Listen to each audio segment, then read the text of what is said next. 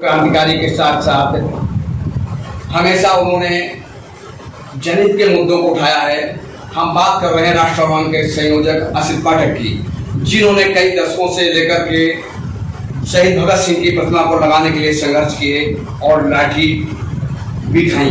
लेकिन आज उनको इस बात की खुशी है कि आज हमजापुर चौराहे पर शहीद भगत सिंह की प्रतिमा को सुघोषित कर उसका लोकार्पण कर दिया गया है।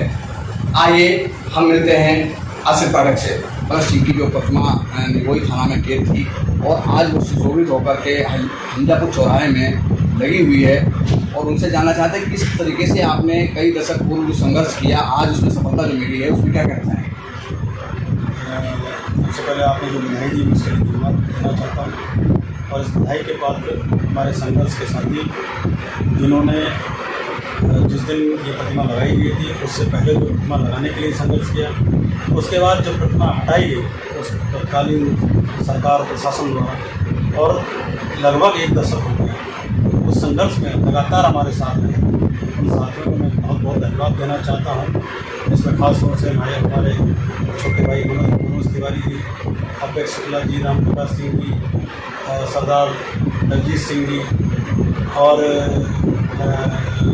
ज्ञानेन्द्र सिंह जी और रजनीश मिश्रा जी, ऐसे बहुत से साथी जिन्होंने लगातार हम लोगों के साथ कंधे से कंधा मिलाकर चाहे कैसी भी परिस्थितियाँ आई संघर्ष में साथ दिया। और सबसे बड़ा धन्यवाद मैं भिलाई की विधायिका सरोना कुशवाहा जी को देना चाहता हूँ, जिन्होंने इस तरीके का रास्ता निकाला जिससे कि वहाँ प्रतिमा स्थापित हो गई। सरकार का भी धन्यवाद देना चाहता हूँ, सरकार के मंत्रियों का भी, माननीय सुरेश खन्ना जी का भी धन्यवाद देना चाहता हूँ, जिन्होंने एक तरीके से एक रास्ता निकाल इस प्रतिमा को स्थापित किया। क्योंकि वो प्रतिमा हमारे शहीद भगत सिंह जी थे, जो शायद शहीदों बलिदानियों सबसे बड़े क्रांतिकारी हैं, जो हंसते हंसते फांसी पे झूल गए। अगर कुछ युवा उनकी प्रतिमा को स्थापित करना चाह रहे थे, ऐसा कोई बहुत बड़ा पाप नहीं था। इसमें मुझे लगता है कि तत्कालीन सरकार के प्रशासन को भी और शासन को भी इसमें सहयोग देना चाहिए था कि युवा अगर भगत सिंह की प्रतिमा लगा रहे हैं तो ये भविष्य के लिए अच्छा संदेश है। लेकिन दुर्भाग्य था कि उस समय की सरकार, उस समय के प्रशासन ने काले अंग्रेजों की तरह व्यवहार किया, और मुझे लगता है कि जैसे पूरे अंग्रेजों ने भगत सिंह को जेल भेजा और उनको फांसी पर चढ़ाया, उस समय की सरकार ने काले अंग्रेजों की तरह ही व्यवहार किया, भगत सिंह को जेल में रखा, और लगातार 10 वर्षों तक मुझे लगता है कि वो प्रतिबल फांसी पर चढ़ते रहे। लेकिन राष्ट्रवादी सरकार की भी सरकार आ चुकी है, काफ़ी समय लग गया, लेकिन फिर भी मैं साधुवाद देना चाहता हूँ आज की सरकार को और तेलहर की विधायिका जी को, श्री सरोना कुशवाहा जी, और साथ में सरकार को, सुरेश खन्ना जी को, हमारे शहर के तमाम शहीदों की मैं स्थापित की, जैसे भगत सिंह थोड़ा चौराहे पर नेताजी सुभाष चंद्र बोस जी की स्थापित की, उनको भी बहुत। जिस तरीके से 2013 में आपने संघर्ष किया, उस संघर्ष में आपने कई चोटें भी खाई और एक तरीके से कहें कि अंग्रेजों के घोड़े जैसे बरसते थे, उस तरीके से लाठीचार्ज भी हुआ और उसमें कई आपके कार्यकर्ता चोटी भी हुए।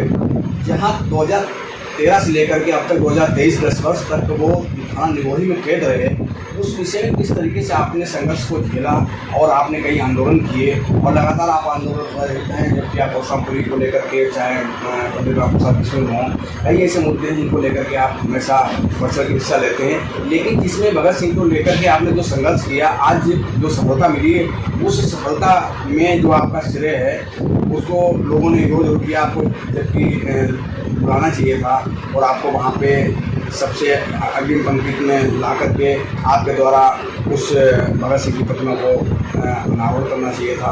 लेकिन चलिए, वो तो आप इसका श्रेय की अलग बात है। लेकिन जो आज सफलता मिली है, जो भगत सिंह की हमजापुर चौराहे पर जो प्रतिमा लगी है, तो इस तरीके से आपके दिल में ये भावनाएं जो जागृत हुई है, जो खुशी के लिए है, वो क्या है?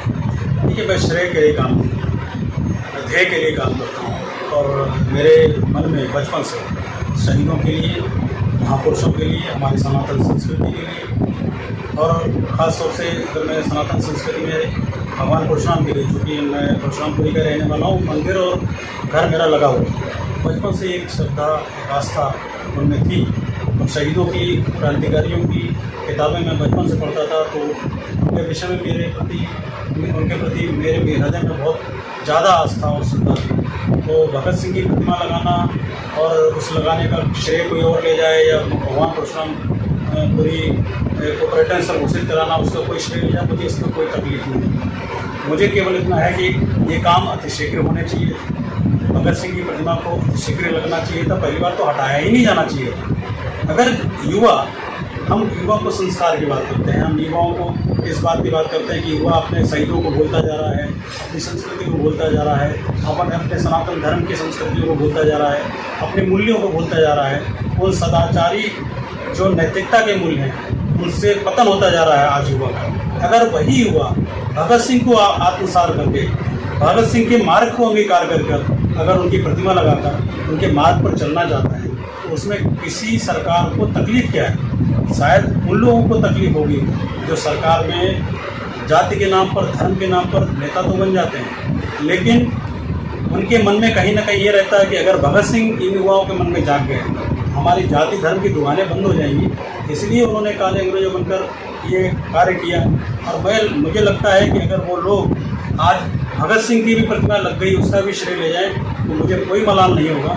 मैं यही कहूँगा कि अगर उन्होंने प्रतिमा लगा दी, यही मेरे लिए श्रेय की बात है, यही मेरे लिए ध्येय की बात है, तो मेरा लक्ष्य पूरा हो गया। क्योंकि भगत सिंह की प्रतिमा लगना, जिस तरीके से वहाँ असम्मानजनक तरीके से भगत सिंह की प्रतिमा को उठाया गया, हमारे साथियों को बर्बरतापूर्वक जैसे अंग्रेज करते थे, मुझे याद आ गई थी कि कैसे अंग्रेज लाठीचार्ज करते होंगे, कोड़े बरसाते होंगे और कैसे लोगों को यातनाएं देते होंगे। उस तरीके से वहाँ की उस समय की पुलिस ने, 9 थानों की पुलिस ने, पीएसी ने बर्बरतापूर्वक लाठीचार्ज किया, जबकि हम लोग शांतिपूर्वक वहाँ पर हंस गा रहे थे, नाच रहे थे, उल्लास मना रहे थे भगत सिंह की प्रतिमा लगाने का।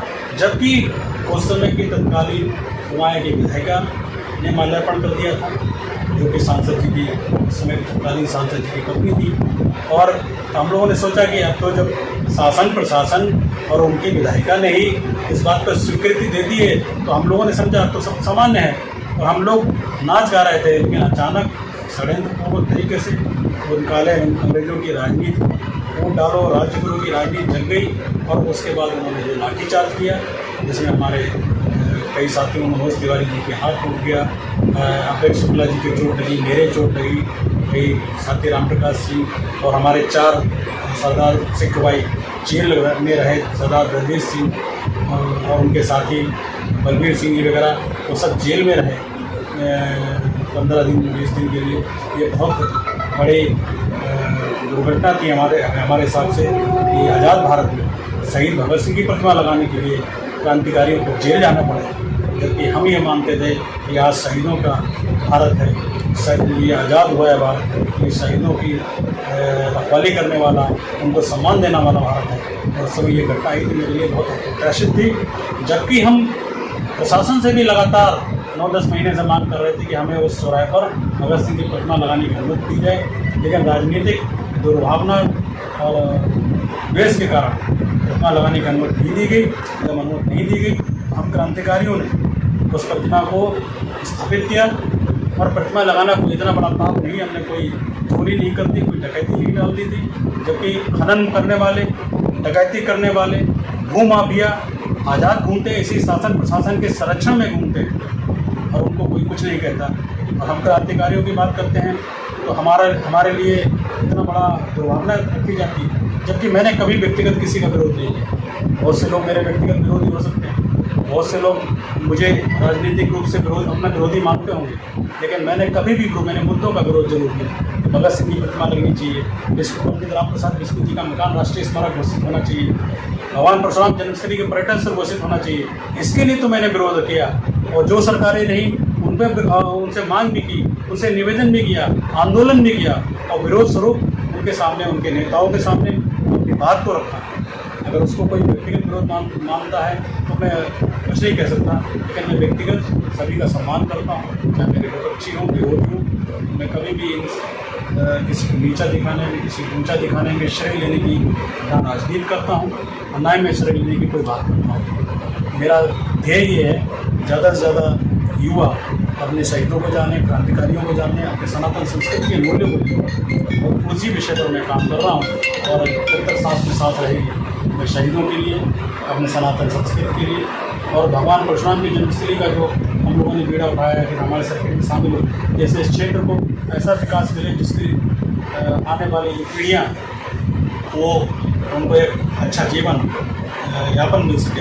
यहाँ पर चारों तरफ भगवान की जय जयकार हो, सनातन संस्कृति का उदय हो, ऐसा मैं वातावरण चाहता हूँ। और इसमें मुझे लगता है कोई श्रेय लेने की और ध्येय लेने की बात नहीं, ये केवल एक कर्म है, मैं कर रहा हूँ, बाकी ईश्वर फल देने वाला है, ईश्वर सब कुछ करने वाला है। मैं ईश्वरवादी व्यक्ति हूँ और मैं चाहता हूँ कि अब सरकार आने वाले समय में इतना समय ना लगाए जितना 10 साल लगे भगत सिंह की प्रतिमा लगने में। ऐसे कम से कम 20 साल, 2 दशक होने जा रहे हैं पंडित राम प्रसाद बिस्मिल जी के मकान को राष्ट्रीय स्मारक घोषित करने की मांग को लेकर, उसमें अब और समय ना लगे। मैं प्रार्थना करना चाहता हूँ आपके चैनल के माध्यम से, सरकार से, हमारे यहाँ के नेताओं से, माननीय सुरेश खन्ना जी से और सभी जो विधायक हैं और हमारे सांसद हैं उनसे भी कि कृपया करके पंडित राम प्रसाद बिस्मिल जी के मकान को भी राष्ट्रीय स्मारक घोषित कराएं।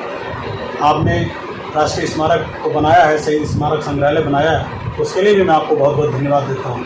लेकिन चूँकि हमारे शहीदों की स्मृतियों को भी सहेज कर रखना है, उनकी स्मृति को भी आप राष्ट्रीय स्मारक बनाएं और भगवान परशुराम जन्मस्थली को, क्योंकि वो अयोध्या, काशी, मथुरा से कम नहीं है, उसको भी रामायण सर्किट में शामिल कर वही सम्मान उसको स्थापित करवाएं, जिससे हम लोगों की आस्था भी प्रबल हो और हम लोगों को भी वही विकास मिले जैसे अयोध्या, काशी, मथुरा के लोगों को मिल रहा है। और इसके साथ ही मैं आपके चैनल का भी बहुत बहुत धन्यवाद देना चाहता हूँ जिस मुद्दे के लिए हमारे बीच में आए। मुझे उम्मीद है कि युवा मेरी इस बात को समझेगा, सुनेगा और इसको आत्मसात करेगा। चलते चलते बस इतना कहेंगे आपसे कि जिस तरीके से आपने संघर्ष किया है वो इस तरीके से अभी बहुत से युवा हैं उनको नहीं पता है किस तरीके से आपने संघर्ष किया और 10 साल तक भगत सिंह की प्रतिमा वही जेल के अंदर कैद रही मालखाने में, तो उन युवाओं को क्या संदेश देना चाहते हैं? देखिए, मैं युवाओं को केवल यही संदेश देना चाहता हूँ कि अपने उन क्रांतिकारियों को पढ़िए जिन्होंने देश के लिए अपनी जान दी, और कोई जोश में नहीं दी, उन्होंने बड़े होश में दी। पंडित राम प्रसाद बिस्मिल, अशफाक उल्लाह खां, ठाकुर रोशन सिंह जब फांसी पे चढ़ने जा रहे थे, शहीद भगत सिंह, राजगुरु सुखदेव जब फांसी पे चढ़ने जा रहे थे तो वो गीत गाते हुए जा रहे, क्रांति के गीत गाते हुए जा रहे थे। उनकी आत्मकथाओं को पढ़िए, उनकी जीवनी को पढ़िए, तो आपको पता चलेगा कि देश ऐसे ही सरलता से आज़ाद नहीं हुआ, इसके लिए बहुत बहुत कुर्बानियाँ दी हुई। आप अगर अपने हीरो, अपने नायक इन क्रांतिकारियों को बनाएंगे तो निश्चित आप भी आने वाले समय में हीरो बनेंगे, नायक बनेंगे इस देश के लिए, इस देश के समाज को एक सही दिशा दे पाएंगे। यदि आप युवा हैं, अगर आप इस रास्ते से भटके अपने क्रांतिकारियों के महापुरुषों को, तो निश्चित मानिए हमारे देश के लिए, हमारे समाज के लिए बहुत हानि होगी। और आज पतन बहुत हो रहा है। युवाओं से विनती करना चाहते हो वो सब अपने क्रांतिकारियों को, अपने महापुरुषों को जरूर पढ़ें और उनको अपने जीवन में आत्मसात करें। ये थे हमारे आसिफ पाटिल जी जो राष्ट्रवाद के संयोजक थे। इन्होंने जो संघर्ष किया है वो वास्तव में काबिल तारीफ है। धन्यवाद।